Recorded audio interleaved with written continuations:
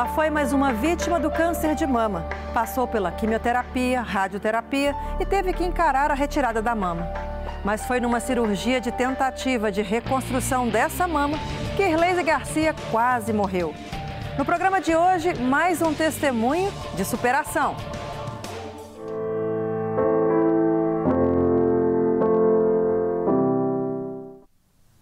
Irleise Garcia teve que conviver com uma ferida que não cicatrizava após uma tentativa de reconstrução da mama que não deu certo. Como se não bastasse, os abalos emocionais de um processo de quimioterapia, radioterapia e extração da mama, nossa convidada agora precisava renovar a sua fé e lutar por sua vida, que mais uma vez era colocada em xeque.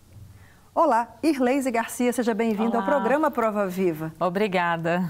Que testemunho que a gente já tem, né, já ao dizer e ao narrar da sua questão do câncer de mama e de toda a luta que muitas mulheres como você devem ter enfrentado para poder superar tudo isso e viver na fé, crendo que Deus opera e continua operando. É verdade. Seja bem-vinda ao programa. Obrigada.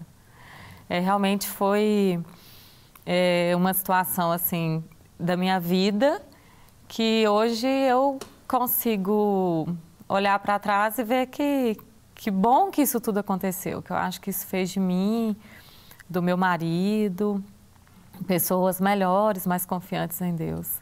Conta um pouquinho da sua história, de onde você vem, do seu ambiente de fé, se ele vem acompanhado com você desde a infância, né? E quando isso tudo aconteceu, que ano que você tinha, quantos anos você tinha quando o câncer foi anunciado? Isso.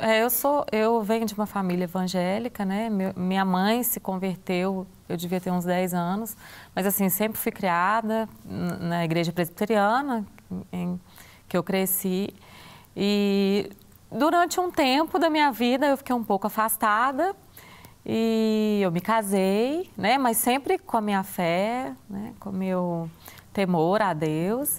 E eu estava casada há 1 ano e eu comecei a perceber que eu tinha um nódulo na minha mama. Lembrando que eu tenho vários casos na minha família. Isso que eu ia perguntar agora. Isso, do lado paterno, né? Onde minha avó teve, minha tia teve, minha prima. E isso me deixou, de certa forma, me deixava um tanto quanto preocupada, né? Então, eu percebi os nódulos, procurei alguns médicos e eles olharam, falavam que estava tudo dentro do normal, até mesmo pela idade, né?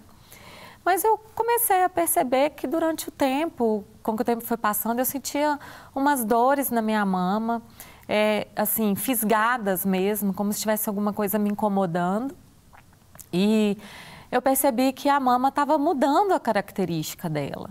Mas eu continuava falando com a minha médica que me acompanhava e ela, não tem problema, é assim mesmo. E em algum momento eu cheguei até a questionar, vamos pedir uma mamografia, eu sou super preocupada porque a minha família tem vários casos. Ah, mas você só tem 31 anos. Eu tinha 31 anos.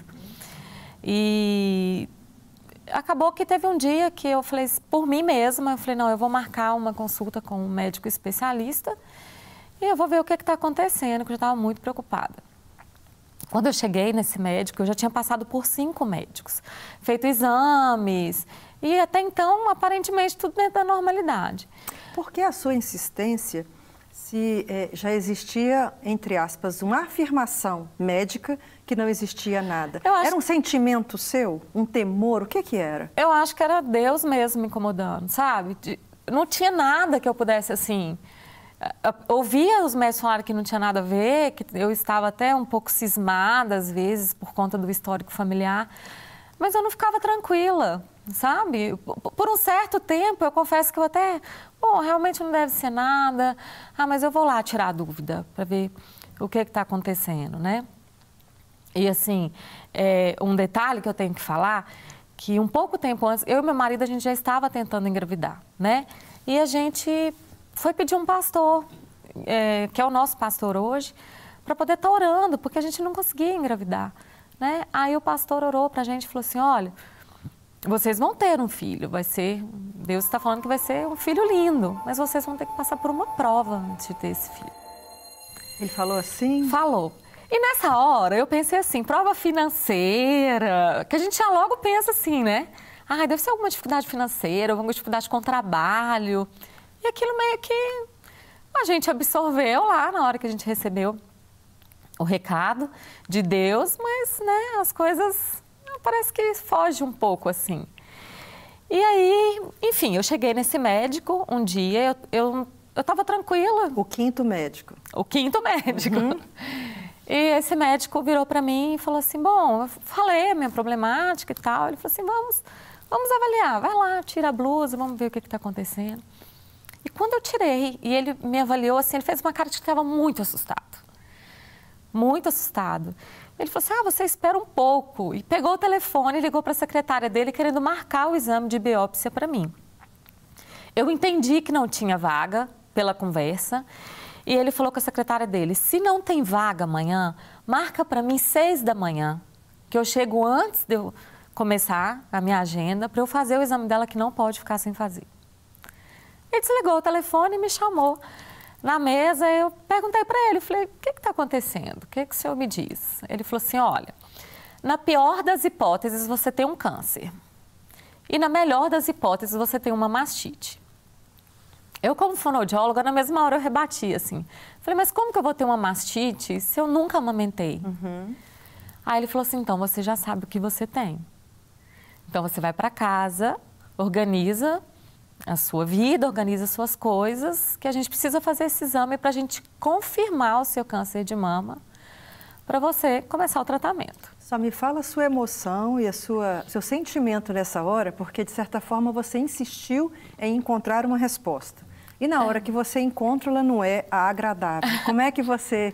Ai, que raiva, por que eu fui procurar essa informação? Ou não, ainda bem que eu procurei e agora eu tenho chance de tratar. Eu não sei meu sentimento ali naquela hora. Eu fiquei meio assim... Falei, nossa, eu sabia que era, sabe? Entendi. Eu fiquei, nossa, o que eu vou fazer agora? E eu cheguei no estacionamento, eu fico um pouco emocionada ainda de falar. Eu cheguei no estacionamento do hospital e falei assim, o que eu vou fazer? Assim, eu dentro do carro, eu peguei o telefone e liguei pro meu marido. Onde você tá? Ele tinha viajado a trabalho. Ele falou assim, estou em tal lugar, era longe que ele estava. Assim, ele ia gastar umas 5 horas de viagem. Ele, como foi no médico? O médico falou que eu tô com câncer. E meu marido... Ele falou isso, eu falei, falou. Ele falou assim, tá, espera que rapidinho eu tô em casa. E eu fui para casa, assim, meio anestesiada. E eu entrei na internet, comecei a ler. E meus pais chegaram e chegou um ponto que eu falei assim, não vou ficar lendo isso. Eu tenho um fio de esperança, de repente isso não tá acontecendo. Vou lá fazer o exame amanhã. E eu fiz, na hora que eu estava fazendo o exame, ele me confirmou, assim, olha, este exame realmente... é porque a gente precisa de documentos, mas você está com câncer de mama. Eu não tenho dúvidas pela minha experiência e tal. E nesse momento aconteceu uma coisa interessante, ele me perguntou assim, ele me falou assim, ó, fica tranquila, daqui uma semana eu pedi uma urgência no resultado do seu exame, a gente vai conversar daqui uma semana e a gente vê como que a gente dá seguimento a isso tudo. E durante essa semana eu resolvi continuar trabalhando para minha cabeça ficar ocupada com algumas outras coisas, né? E durante essa semana eu encontrei um enfermeiro que trabalhava comigo e ele falou assim comigo do nada. Ei, você tá sabendo do doutor tal? Eu falei assim, não, o quê? Era o médico que tinha me atendido. Ele falou assim, o doutor Fernando teve um AVC, ele tá na UTI. Na hora eu falei assim, não tô acreditando nisso. O médico que tá me ajudando tá na UTI. E por que ele tá me falando isso, sabe? Será que ele sabe de alguma coisa? E, na verdade, assim, acho que era mais um jeito de... Bom, tá acontecendo isso. Por fim, eu comecei a olhar, gente, tá tudo desabando, né?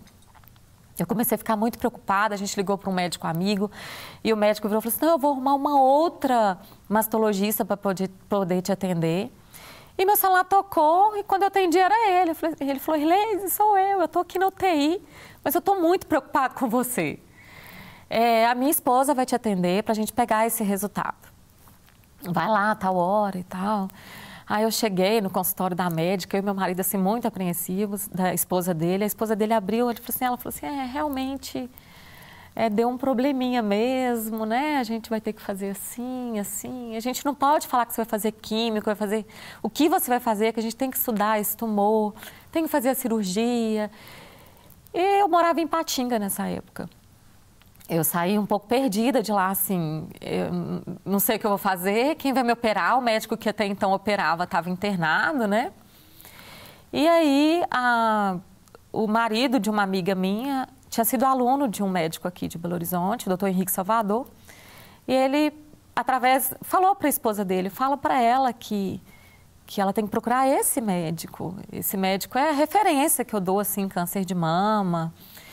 E o meu pai também já estava falando, vamos pedir uma opinião em Belo Horizonte. E meu marido me apoiando, porque a princípio eu não queria vir. Mas assim, Deus foi perfeito, que eu cheguei, a princípio não tinha consulta com ele. E ele me atendeu, ele disse, não, eu vou atender. Ele foi super gentil. E quando ele fez o exame, né, já com o resultado da biópsia positiva na mão, ele falou assim, olha, realmente, a gente tem respaldo para... Isso era uma quinta-feira. A gente tem respaldo para cirurgia e a gente vai te operar na segunda. E faça todos os exames. Então, eu fiz todos os exames naquela correria.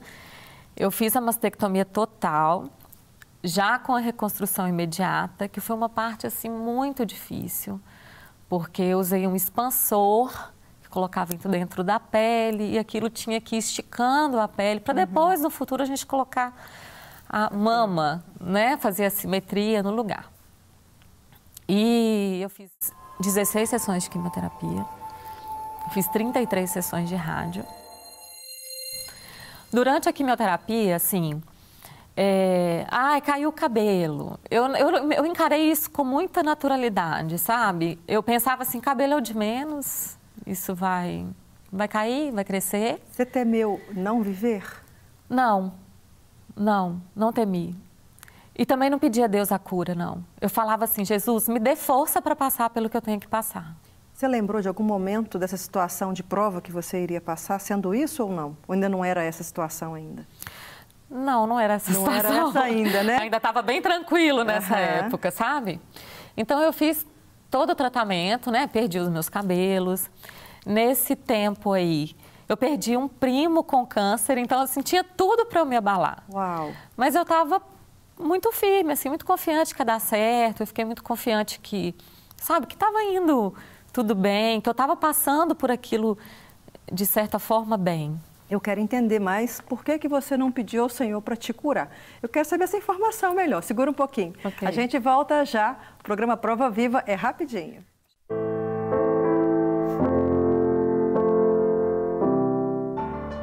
O Prova Viva está de volta e vamos continuar conhecendo o testemunho de superação de Irleise Garcia. Ela lutou contra a morte várias vezes. Lutou também contra o diagnóstico de que não conseguiria ter filhos de forma natural. Mas o Senhor trouxe para a nossa convidada cada um dos milagres dos quais ela precisava. Irleise continua, então, nesse momento importante da sua vida e da sua história aí, desde esse processo da mama, da retirada, da reconstrução. Como é que aconteceu? Então, aí a gente começou o processo de reconstrução da mama, meio que paralelo a esse tratamento. E eu fiz, ao longo, 13 cirurgias. E na última fase, quando eu estava reconstruindo o bico, eu tive uma necrose. E essa necrose evoluiu para uma ferida aberta, onde eu fiquei 1 ano e 8 meses com a ferida aberta. E eu procurava ajuda de todas as maneiras, fazia cirurgia, fechava a ferida, quando tirava os pontos a ferida abria de novo, eu via minha costela, era para a vida da gente, não pode tomar banho, não pode pegar sol, então eu passei por isso tudo esse tempo todo. Eu quero voltar na minha pergunta, por que então que você não pediu ao Senhor para poder te curar? Nem nesse processo, nem nesse período? Nesse período eu tive uma experiência muito forte com Deus, assim, então eu sabia que eu estava nas mãos dele. Entendi.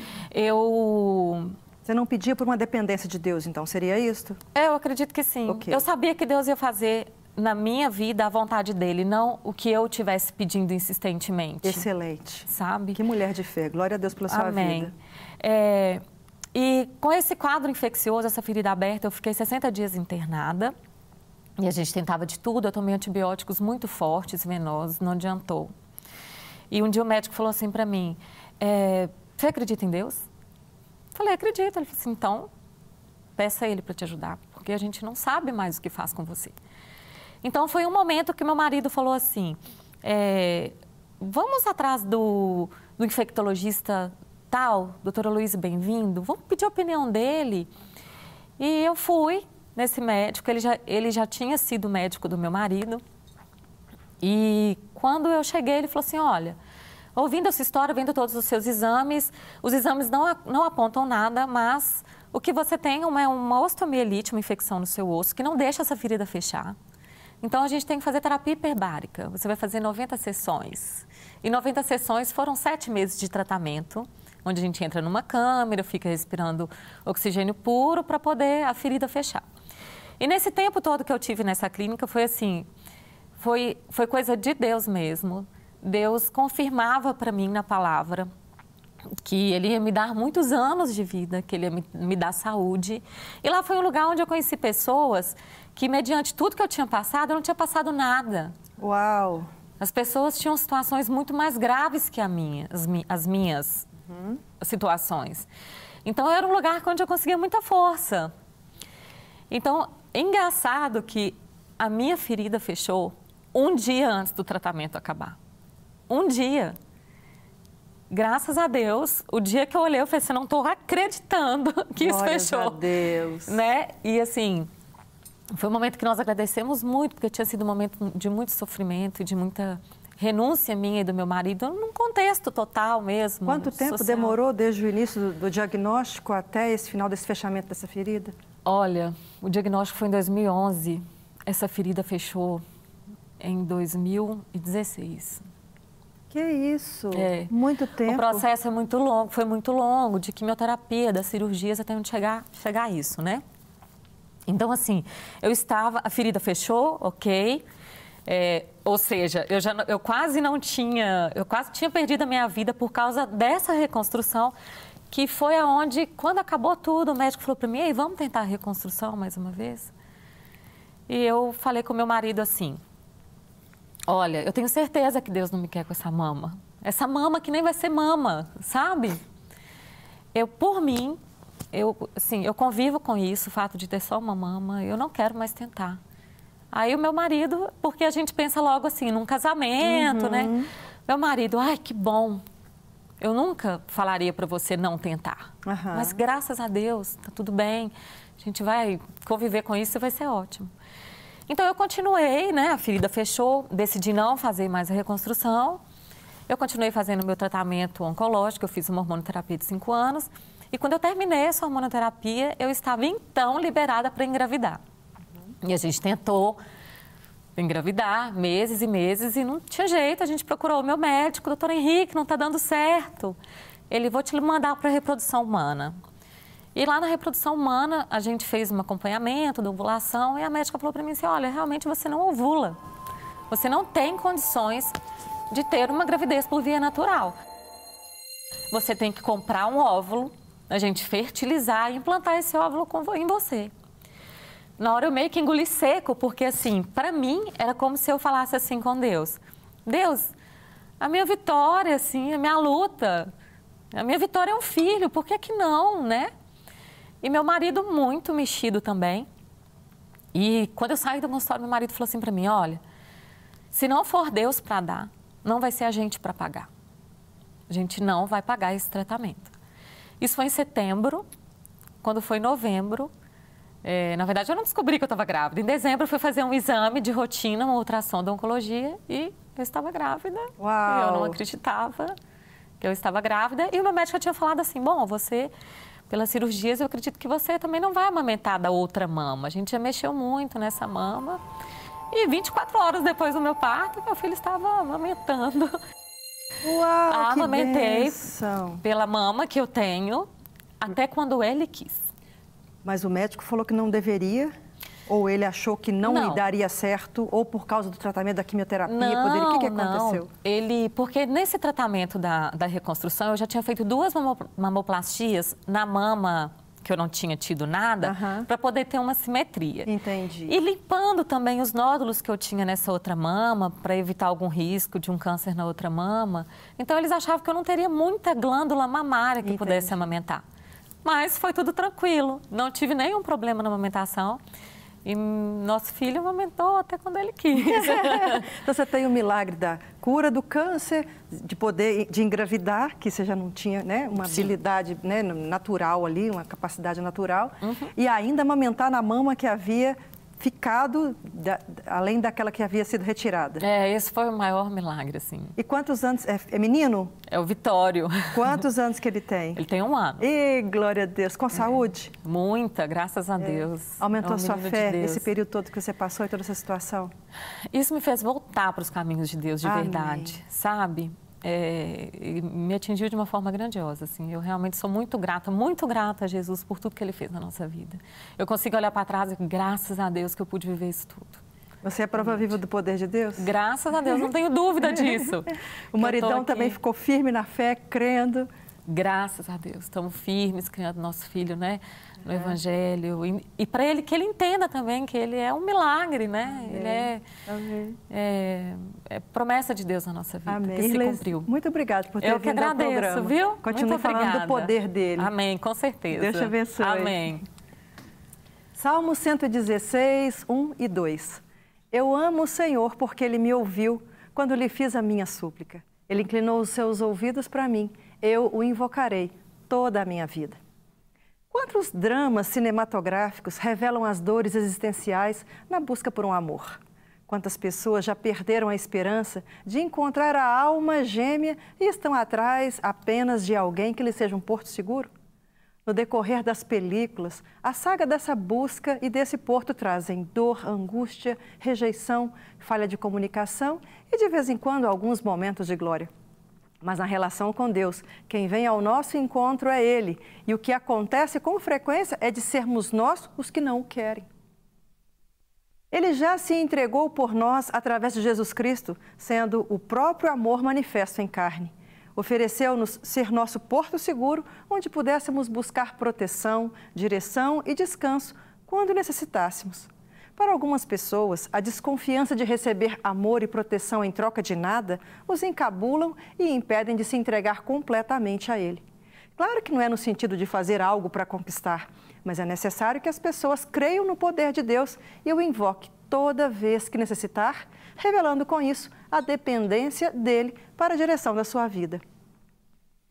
A graça do Senhor, ao nos permitir orar a Ele, sua bondade ao responder nossa súplica e sua onipotência em garantir atender nossas futuras petições, deveriam gerar em cada um de nós, no mínimo, gratidão e fidelidade.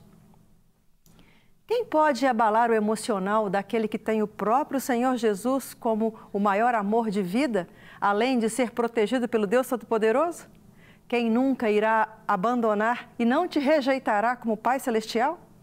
Quem colocou o próprio Espírito Santo habitando em nós para que não houvesse falha de comunicação e não nos perdêssemos nas instruções?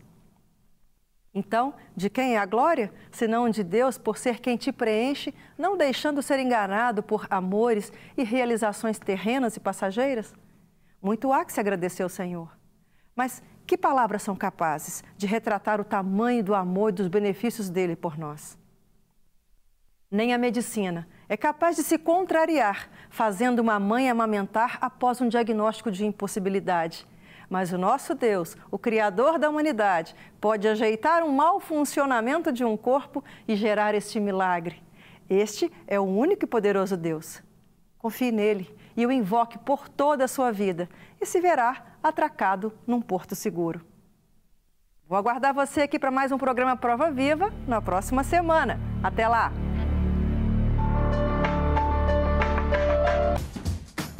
Não quer ficar um segundo por fora da nossa programação? Agora você pode nos acompanhar através das plataformas digitais. Não perca tempo, acesse, curta e siga-nos. Fique por dentro de tudo o que acontece por aqui. Rede Super, inspirando você.